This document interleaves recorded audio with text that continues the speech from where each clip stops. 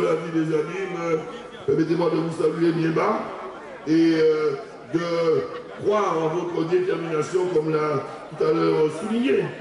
À coup de remarquer, Joseph Borel et certains, c'est notre première conférence. On ne fait que débuter, que commencer cette campagne.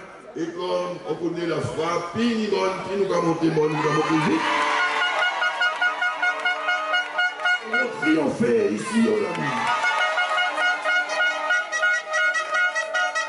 Parce que nous savons que le combat que nous menons, c'est le bon.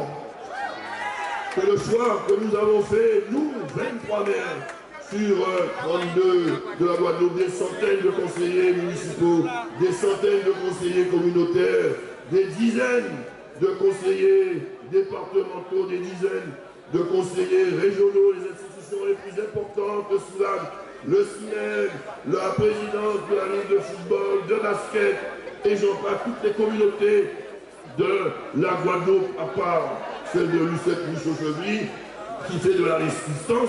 Nous savons que toutes ces forces coalisées, institutionnelles et politiques, issues du suffrage universel, c'est-à-dire de vos voix, de la volonté populaire, il y a à peine 6 mois pour ce qui est des élections départementales, et il y a à peine 1 an pour ce qui est des élections municipales, je sais et je ne peux croire qu'après 1 an, nous puissions aller dans ces 23 communes, nous faire battre par un petit aventurier populiste.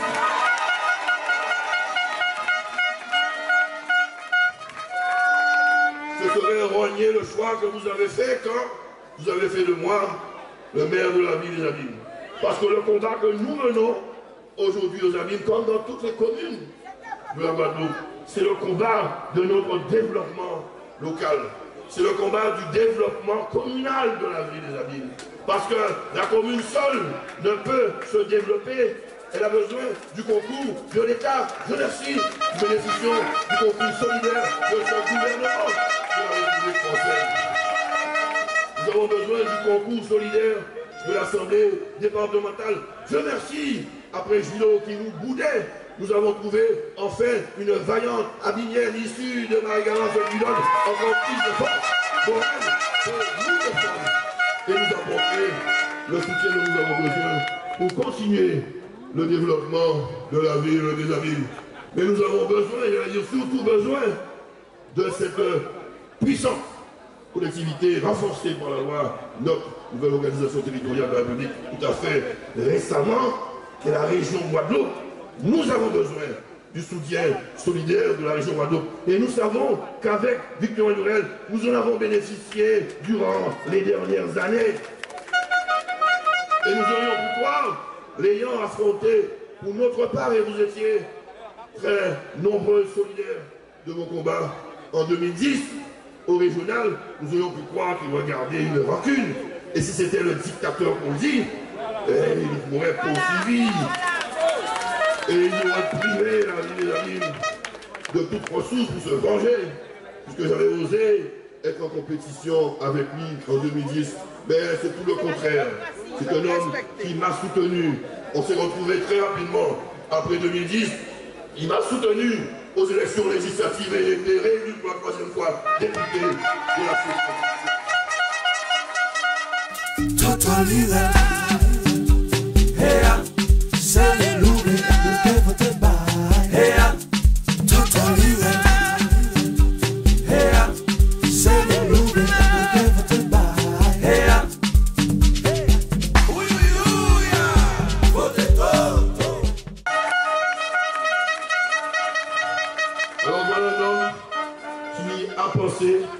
à nous soutenir après 2010, il y a à peine 4 ans, à 4 reprises.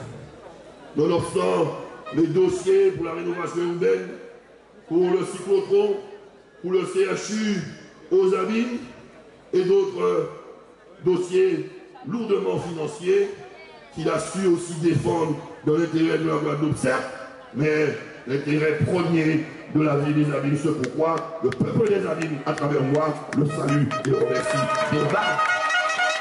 Alors nous ne sommes pas des ingrats aux Abîmes. Nous ne sommes pas des ingrats aux Abîmes. Écoutez, répétez ça, radio ça.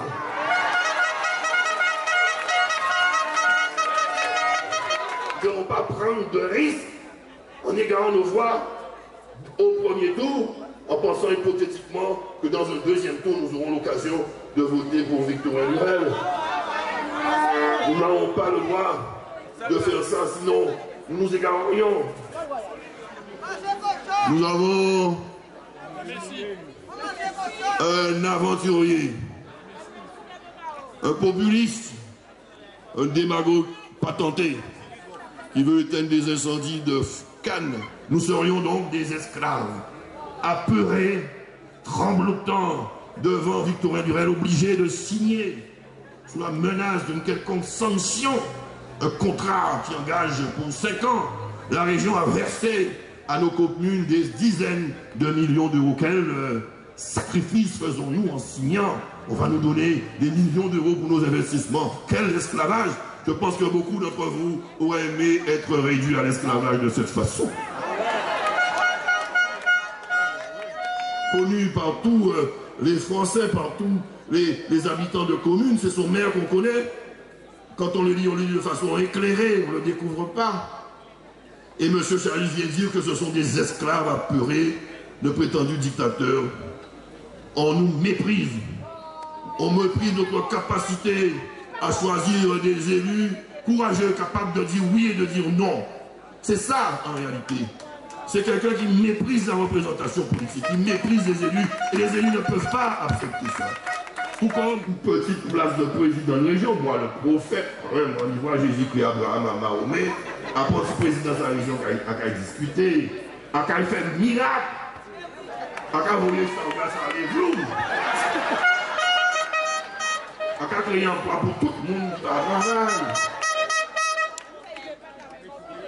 A préparé toute chimie en Guadeloupe. A fait l'agriculture prospérer, avec les chefs pouvaient travailler, avec qu'on disparaît. Mais Moïse ouvrait la main là, il fait le peuple juif passer, et après les pharaons vivent, la main là fermée, tuer le pharaon tout pour pareil. Alors si j'avais éliminé il va tout obligé à faire une élection. A dit bon Dieu, fini ici, a éliminé ici. Et il a été fini, nous aussi, mais nous vivons toujours, il prophète pour miracle, il pas prophète, il pas bon Dieu. Alors nous allons affronter l'être humain prétentieux, vaniteux, imbu de sa personne, démagogue et populiste, et menteur aussi quant au bilan de Victorin Lurel et son frère d'équipe. Menteur quant à l'appréciation des qualités et des défauts, voilà, certainement, de Victorin Lurel en tant que responsable politique. Alors, mes chers amis, pour terminer, passer la parole au président de région, sortant et rentrant.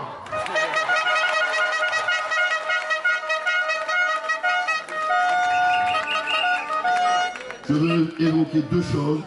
Le nouveau modèle économique et l'intérêt de la vie des amis. Mais sur ce deuxième point, je crois déjà en avoir parlé. Sinon, pour vous dire que nous avons effectivement signé ce contrat de développement durable territorial, ce sont des dizaines de millions d'euros dont nous allons bénéficier non seulement pour la rénovation urbaine, mais pour construire nos futurs halls des sports, pour construire des équipements sportifs, culturels, pour améliorer nos routes. Ce sont des millions d'euros, plus de 3 je crois, qu'il met dans notre escarcelle pour pouvoir y contribuer.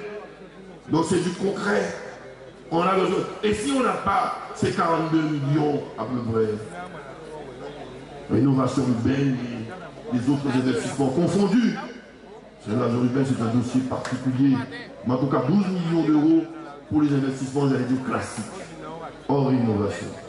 Si on n'a pas cet accompagnement, mais évidemment, il faudra trouver l'argent ailleurs. Parce que, je vous le dis tout de suite, ce n'est pas Chavus qui va aider la ville des Abîmes en la façon. Mais si nous ne sommes pas aidés par l'argent, nous devrons faire des choix, et parfois des choix drastiques, et laisser sur le chemin bon nombre de jeunes en contrat d'avenir valeureux. C'est ça l'enjeu aussi de ces élections. Et toutes les demandes que vous nous faites, associations, et j'en passe, nous devons les revoir drastiquement également à la baisse. C'est la qualité de vie aux Abîmes. C'est la qualité de circuler aux Abîmes. C'est les sangs qu'a pris les amis. Donc, évidemment, Chalus n'apprécie pas. Il est en compétition avec nous.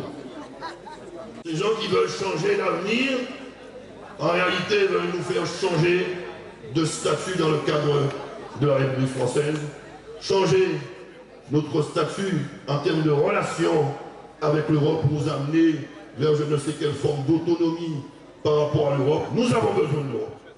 Et nous avons besoin de la République française dans le cadre de l'article 73 de la Constitution française.